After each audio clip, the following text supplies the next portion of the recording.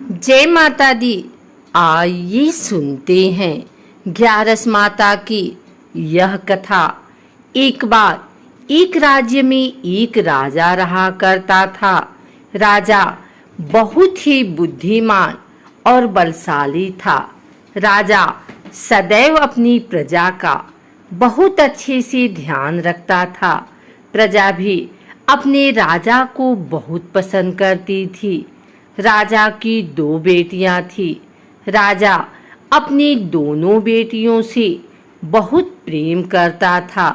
राजा की छोटी बेटी देखने में बहुत सुंदर और आकर्षण थी और राजा की बड़ी बेटी छोटी बेटी के मुकाबले थोड़ा कम सुंदर थी। राजा की छोटी बेटी ग्यारस माता की पूजा किया करती थी और सभी लोग राजा की छोटी बेटी से बहुत प्रेम करते थे और बहुत प्रशंसा किया करते थे। राजा भी अपनी छोटी बेटी को बड़ी बेटी से अधिक प्रेम करता था, जिस कारण राजा की बड़ी बेटी को अपनी छोटी बहन से बहुत नफरत होने लगी। राजा की दोनों बेटियां जब बड़ी हो गई तब एक पड़ोस राज्य में रहने वाला राजकुमार राजा की बड़ी बेटी के लिए रिश्ता लेकर आया। लेकिन जैसे ही उस राजकुमार की नज़र राजा की छोटी बेटी पर पड़ी तो वह राजकुमार राजा की छोटी बेटी पर आकर्षण हो गया और उससे पहली नजर में प्रेम कर बैठा। उस राजकुमार ने राजा की बड़ी बेटी के साथ विवाह करने से मना कर दिया और उसने राजा से कहा कि मैं आपकी छोटी बेटी से विवाह करना चाहता हूँ। जिसके बाद राजा की बड़ी बेटी यह देखकर अपनी छोटी बहन से बहुत क्रोधित हो गई और राजा की बड़ी बेटी ने अपनी छोटी बहन को अपना सबसे बड़ा दुश्मन मान लिया। राजा की बड़ी बेटी ने अपनी छोटी बहन से बदला लेने का निर्णय लिया, जिसके लिए उसने अपनी छोटी बहन को जान से मारने का प्लान बनाया। राजा की बड़ी बेटी ने अपनी छोटी बहन को मारने के लिए सबसे पहले एक लड्डू में जहर मिलाकर अपनी छोटी बहन को दे दिया और उसको लड्डू खाने के लिए कहा। लेकिन लड्डू खाने के बाद भी छोटी बहन को कुछ नहीं हुआ। बड़ी बहन यह देखकर बहुत आश्चर्यचकित हो गई, लेकिन बड़ी बहन ने हार नहीं मानी और उसने जब रात में छोटी बहन अपने कमरे में सो रही थी तब एक मटके में सांप रखकर उसे कमरे में छोड़ दिया। लेकिन सांप भी छोटी बहन का कुछ नहीं कर पाया। जिसके बाद बड़ी बहन ने अपनी छोटी बहन से कहा कि चलो हम लोग कुएं में से पानी भर कर लाते हैं। जिसके लिए वह अपनी छोटी बहन को पानी भरने के बहाने कुएं के पास ले गई और उसने अपनी छोटी बहन को कुएं में धक्का दे दिया। लेकिन छोटी बहन को तब भी कुछ नहीं हुआ, क्योंकि हर बार ग्यारस माता उसकी रक्षा कर रही थी और उधर बड़ी बहन अपने सारे प्रयासों के बाद असफल हो रही थी, जिससे वह बहुत क्रोधित होती जा रही थी। फिर उसने अपनी छोटी बहन के पास जाकर उससे खुद ही पूछा कि मेरी छोटी बहन, तुमको पता है भगवान ने सबकी मृत्यु एक निश्चित समय पर लिखी हुई है और कैसे तुम्हारी मृत्यु होगी, क्या यह तुम जानती हो? तब छोटी बहन ने अपनी बड़ी बहन को बताया कि हाँ, मैं तो जानती हूँ मेरी मृत्यु कैसे होगी। छोटी बहन से यह सुनकर बड़ी बहन मन ही मन बहुत प्रसन्न होने लगी और उसने अपनी छोटी बहन से कहा कि तो मुझे अपनी मृत्यु का राज बताओ। छोटी बहन ने अपनी बड़ी बहन से कहा कि मेरी मृत्यु तो एक तोते में है, जो तोते के गले में एक हार है, उससे मेरी मृत्यु होगी। जब तक कोई भी व्यक्ति तोते को मारकर वह हार अपने गले में पहनेगा तो मैं मूर्छित हो जाऊंगी, और जैसे ही उस हार को अपने गले से उतारेगा तो मैं वापस से जीवित हो जाऊंगी। अपनी छोटी बहन की मृत्यु का राज जानकर बड़ी बहन बहुत ही खुश हो गई और उसने अपनी छोटी बहन को मारने के लिए उसके पालतू तोते को ढूंढना शुरू कर दिया। और छोटी बहन को इस बात का आभास हो गया था कि कोई उसकी जान लेना चाहता है, जिसके लिए वह अपने पिताजी के पास गई और उसने अपने पिताजी से कहा कि पिताजी, मेरी मृत्यु के बाद आप मुझे जलाइएगा मत, बल्कि आप मुझे अपनी पुरानी वाली हवेली में एक पलंग में लिटाकर छोड़ दीजिएगा। अपनी छोटी लड़की की यह बात सुनकर राजा बहुत आश्चर्यचकित हुए। राजा ने अपनी छोटी बेटी से पूछा, बेटी, तुम यह क्या कह रही हो? तब राजा की छोटी बेटी ने बताया, पिताजी, समय किसी के लिए नहीं रुका है, कब क्या हो जाए किसी को कुछ पता नहीं है। और फिर राजा ने अपनी छोटी बेटी से कहा कि तुम ऐसी बातें क्यों कर रही हो? 2-3 दिन में तो तुम्हारा विवाह है। लेकिन छोटी बेटी ने अपने पिताजी को ऐसा करने पर मजबूर कर दिया और उनसे वचन ले लिया। राजा ने भी अपनी छोटी बेटी की बात स्वीकार कर ली और 2-3 दिनों के बाद जब शादी का समय आया तब राजकुमार बारात लेकर राजा के घर आया और राजकुमार और राजा की छोटी बेटी का विवाह शुरू हो गया। जैसे ही राजा की छोटी बेटी राजकुमार के साथ फेरे लेना शुरू करती है, उसकी बड़ी बहन अपनी छोटी बहन के कमरे में जाकर उसके तोते को पकड़ लेती है और उसको जान से मार देती है। तोते के गले में जो हार था उसको अपने गले में धारण कर लेती है।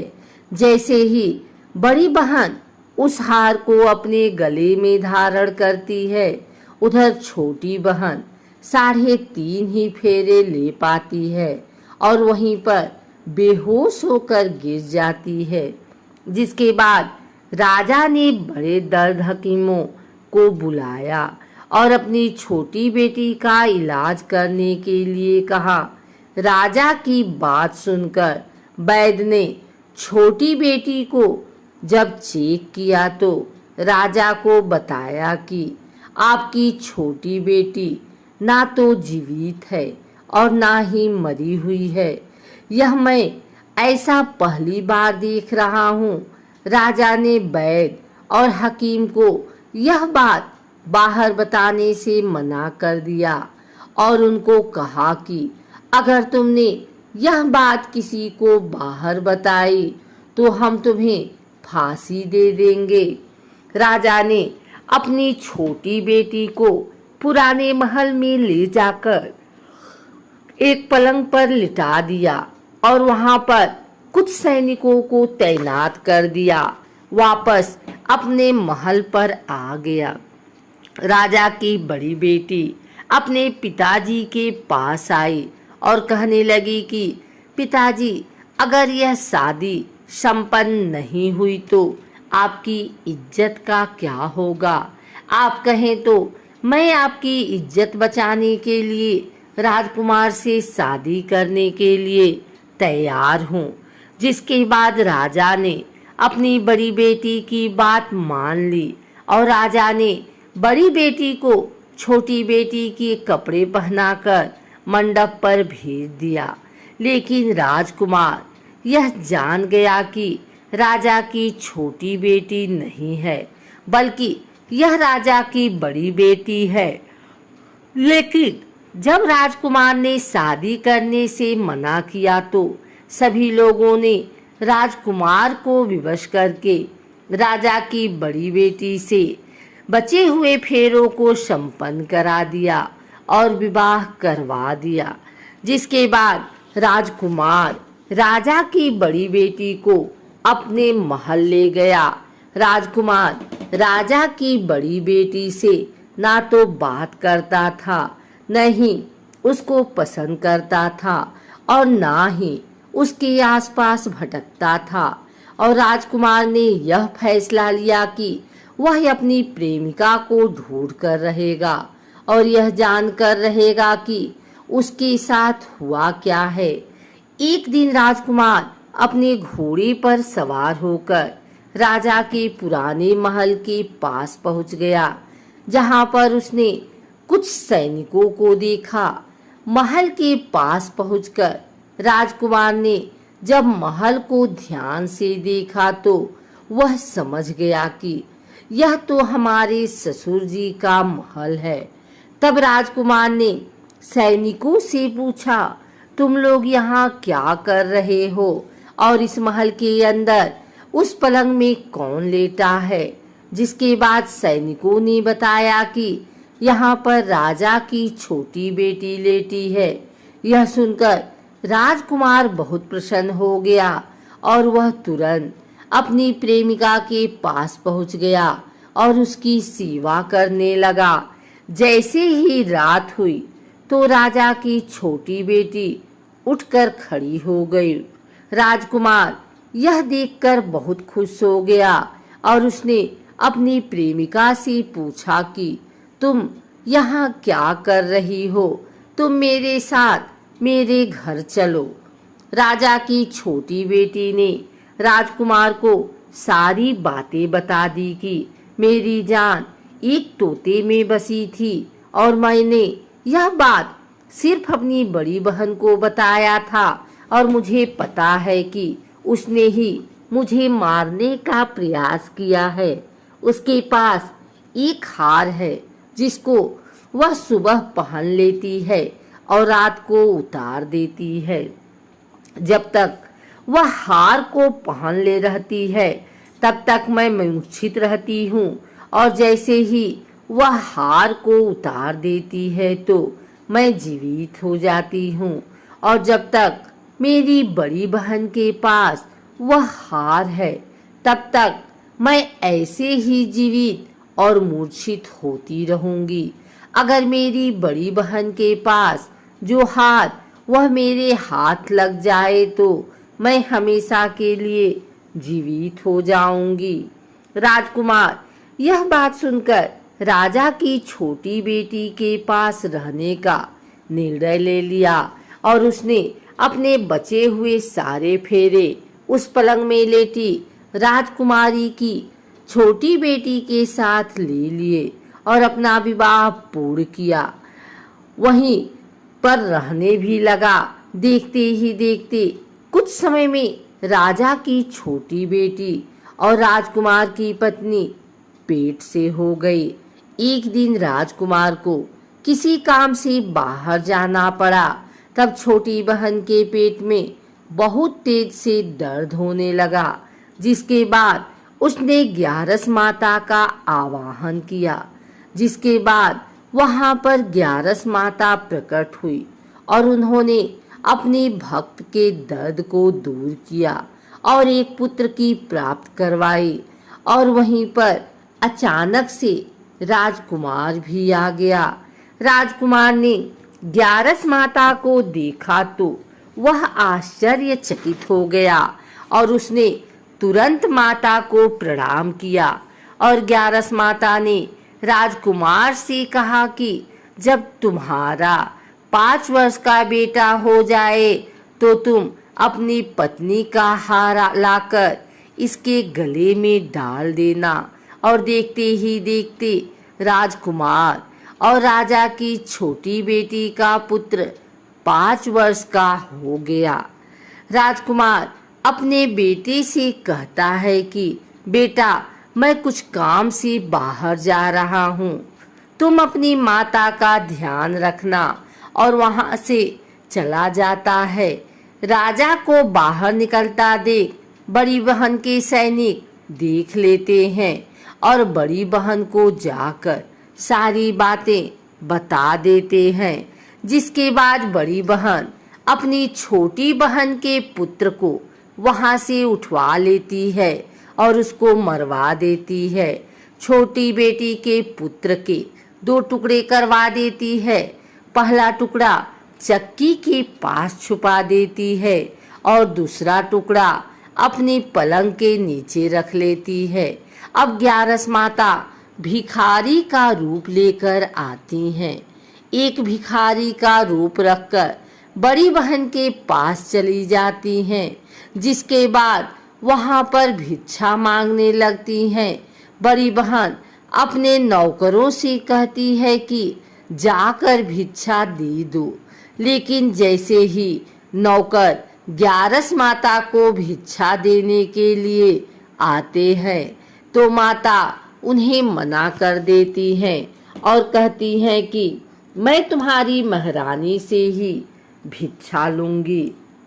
जिसके बाद बड़ी बहन स्वयं ही भिक्षा देने के लिए माता के पास आती है। तब माता एक बिल्ली का रूप लेकर उसके कमरे में चली जाती हैं और वहां पर छोटी बेटी के पुत्र को कोई 2 टुकड़े को आपस में जोड़ देती हैं और उसे जीवित कर देती हैं। उसे वहां से ले जाती हैं। राजकुमार अपने बेटे को लेकर अपनी पत्नी के पास जाता है और उसे कहता है कि तुम इसका ध्यान रखना। अगर तुम इस बच्चे का अच्छे से ध्यान रखोगी तो मैं तुमसे बात करूंगा। एक दिन राजकुमार अपने बच्चे से कहता है कि तुम मम्मी से उनके गले का हार मांग लो। जिसके बाद राजकुमार का लड़का अपनी माँ के पास जाता है और कहता है कि माँ, मुझे तुम्हारा हार चाहिए जो तुमने गले में पहन रखा है। यह सुनकर पहले तो बड़ी बहन बहुत क्रोधित होती है, पर उसको यह याद आता है कि राजकुमार ने कहा था कि अगर मैं इस बच्चे का ध्यान अच्छे से रखूंगी तो वह मुझसे बात करेंगे। जिसके कारण वह हर बच्चे को देखती है और उसे संभालती है। वह तुरंत हार को ले जाकर अपने पिताजी को दे देता है और तभी राजकुमार अपने बेटे को लेकर वहां से जाने लगता है और अपनी पत्नी से कहता है कि तुम हमारे लिए खाना बनाकर रखना, मैं शाम को आकर तुम्हारे साथ खाना खाऊंगा। और वह अपने बेटे को लेकर वहां से चला जाता है। जिसके बाद वह राजा के पास जाता है और उनको सारी बातें बता देता है। राजा अपनी बड़ी बेटी की यह करतूत सुनकर बहुत क्रोधित होते हैं और अपनी परवरिश पर ही दोष देने लगते हैं और राजकुमार को अपनी छोटी बेटी के साथ रहने के लिए आदेश देते हैं।